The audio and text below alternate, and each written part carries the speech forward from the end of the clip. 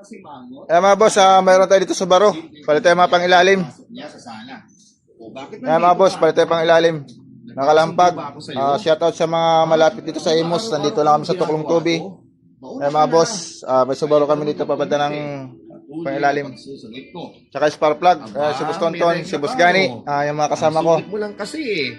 Sagot niya habang shoutout sa mga viewers namin dyan, sa mga subscriber. Mga subscriber namin dyan sa US at saka sa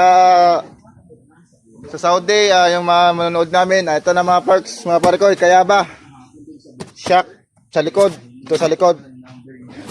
Ito yung sa likod mga parkoy. Ito yung sa harap. Dalawa yan, kabilaan. Sa change oil na rin. Palit tie rod, drag in, stabilizer link, stabilizer bushing bar. Yan.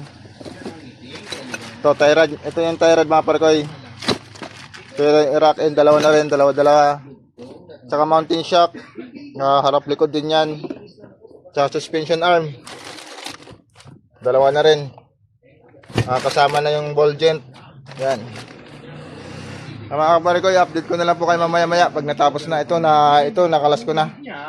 hanggang sa napiko na rin ako papadudod. Ito yung stabilizer mga parkoy, ito yun, no. Sira na. Gusto na nga talaga. Gumagalaw-galaw na. Ito yung suspension arm. Ang bushing niya. Kailangan na buo na pag pinapalitan kasi magastos pag pa isa-isa. Ito yung luma. Ano? Ito yung tie rod, ito yung rack in, yan. Sa gusto lang magpapagawa mga pare ko yan, nandito lang kami sa Imus. Sa Tuklong Tubi, sa may mga kalampag ng mga sasakyan. Ay mga boss, Subaru. Shoutout sa mga naka-Subaru dyan. Yan mga boss, nakabila natin tie rod, tsaka rack in, tsaka stabilizer link.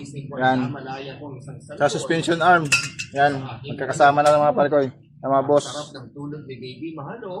Tie rod, rack in, stabilizer link. Kabit na natin sa suspension arm.